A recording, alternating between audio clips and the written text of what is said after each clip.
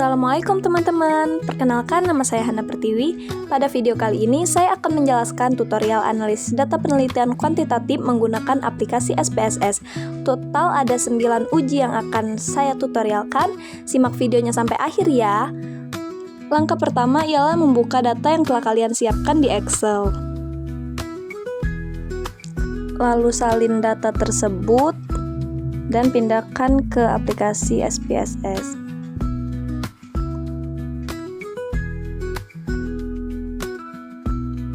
Lalu ke variabel view dan ubah nama variabel agar mudah memasukkan rumus.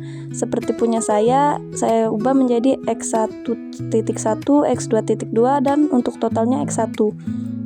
Begitupun x2, x2.1, totalnya x2 saja, y.1, y.2 dan y saja untuk y total. Dan di bagian measure itu kalian bisa ubah menjadi scale agar lebih rapi.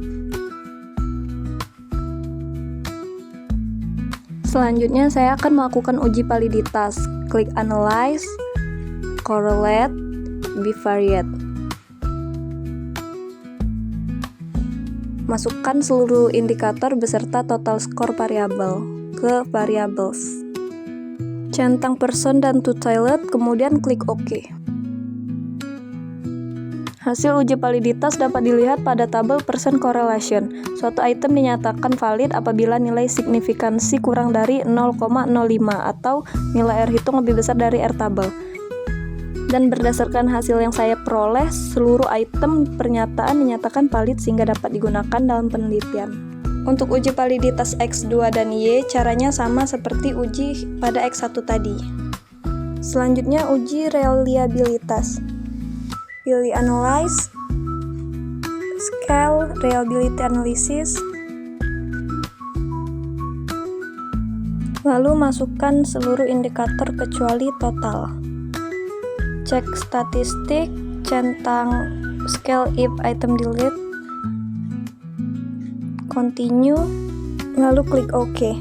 Nah, instrumen dinyatakan reliable apabila nilai Cronbach alpha lebih besar dari 0,70. Berdasarkan hasil yang diperoleh, seluruh variabel dinyatakan reliable.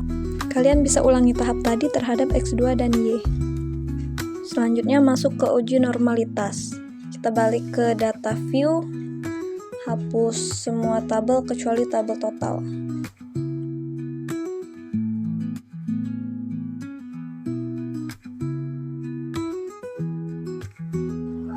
Lalu kita ke Analyze, Regression, Linear. Untuk variabel X kita letakkan di kolom independen. Dan variabel Y kita letakkan di kolom dependent. Lalu cek menu Save. Kita centang Unstandardized.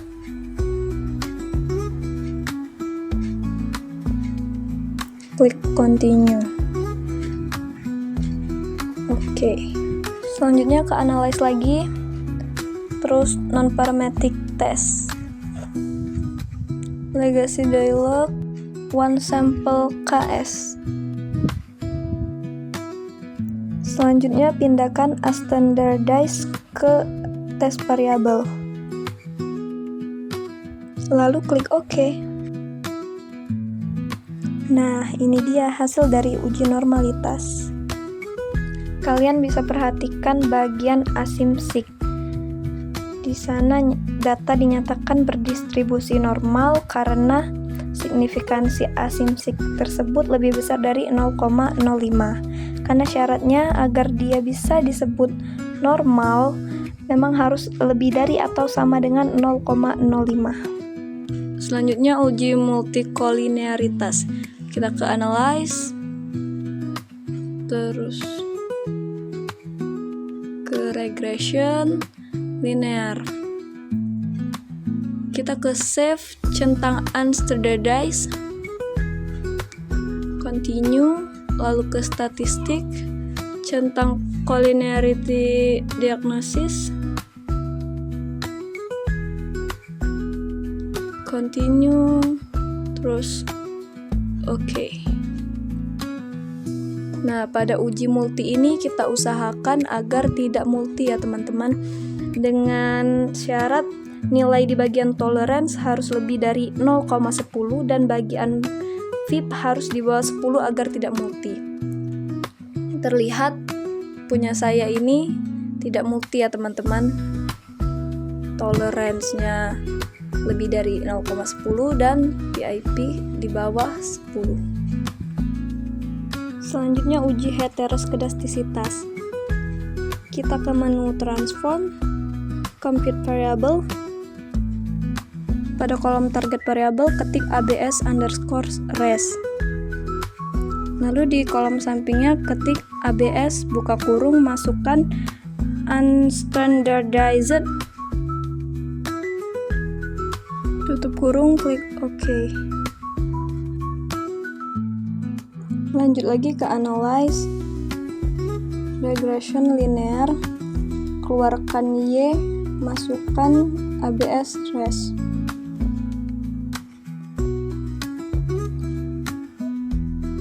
Di bagian save, aktifkan unstandardized, continue. Di statistik kita matikan collinearity diagnosis, continue, OK.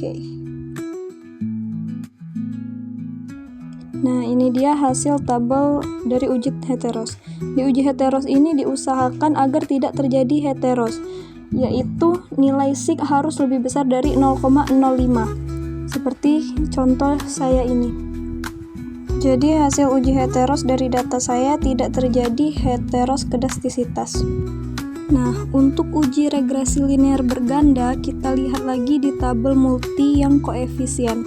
Rumusnya itu Y sama dengan A plus X1 plus X2 plus E. Jadi di tabel ini kita ambil bagian unstandardized bagian B,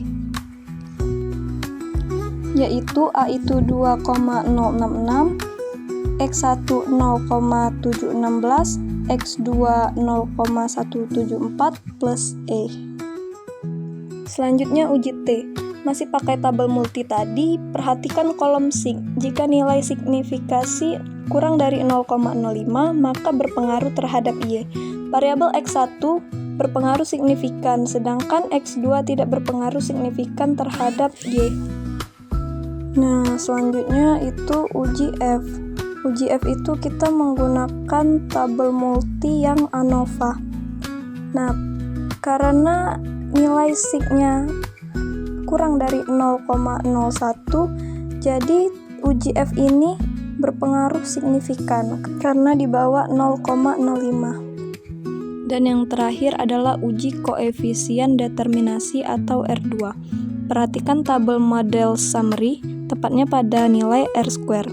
Nilai R-square menunjukkan seberapa besar variabel independen mampu menjelaskan variabel dependen.